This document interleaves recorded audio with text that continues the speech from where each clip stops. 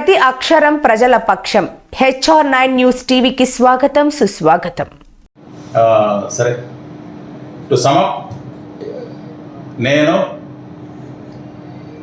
నన్ను హిందూపురంలో అభ్యర్థిగా నిలబెట్టనందుకు కాదు,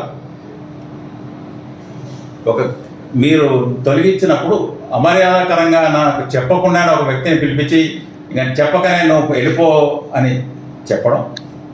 2, ఒక అధికారిగా మైనారిటీ కమిషనర్గా సెక్రటరీగా పనిచేసి తర్వాత వక్ఫ్ బోర్డ్ స్పెషల్ ఆఫీసర్ పనిచేసి నా నుంచి ఒక మైనారిటీ కోసం ఏం చేయాలి అన్నది వాళ్ళు చేయకపోవడం, నన్ను పిలిచి కనీసం అడగకపోవడం, ఇది 2వది. 3వది మా రాయలసీమ ప్రాంతానికి తర్వాత పోలీస్ పరంగా నేను పోలీస్ వాళ్ళకు కూడా ఏం చేయగలను, చేద్దాం మంచి అని అనుకొని ఒక పరిణతి చెందిన తర్వాత ముస్లిం హక్కుల పరిరక్షణ మెయిన్. ఇవి అపోహలు ఉన్నాయి, కొన్ని వీళ్ళు సృష్టిస్తున్నారు కూడా, కొన్ని గందరగోళం. సో పరిణతి చెందిన నాయకుడు చంద్రబాబు నాయుడు గారు మైనారిటీ హక్కుల పరిరక్షణ సంక్షేమం వీరితోనే సాధ్యం. ఒకటి సృష్టించడం, ఒక పొత్తు పెట్టుకున్నారు అని ఏదేదో అయిపోతుందని, CAA లాంటి చట్టాలు కూడా వాళ్ళ హయాంలో అయినాయి.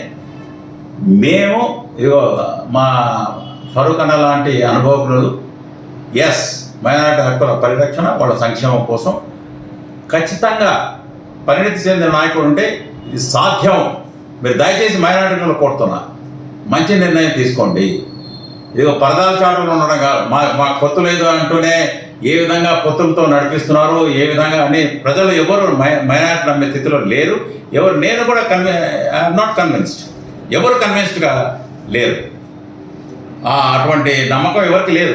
మేము బీజేపీలో లేము అంటే నమ్మే స్థితిలో, మేము వైఎస్ఆర్సీపీని నమ్మే స్థితిలో ముస్లింలు కూడా లేరు, ఇందులో అనుమానం లేదు. కాబట్టి ఈ స్థితిలో మైనారిటీ హక్కుల పరిరక్షణకు వాళ్ళ సంక్షేమం కోసం పరిణతి చెందిన నాయకుడు, రాజనీతిజ్ఞుడు, అపార అనుభవం ఉన్న చంద్రబాబు నాయుడు గారి లాంటి ఒక నాయకుడి దగ్గర చేస్తే మంచిది. ఆయన అనుభవం స్టేట్కి మంచిది, వ్యవస్థలు బాగుపడతాయి అనే ఉద్దేశంతో నేను తెలుగుదేశం పార్టీలో 2-3 రోజులు చేరబోతున్నాను.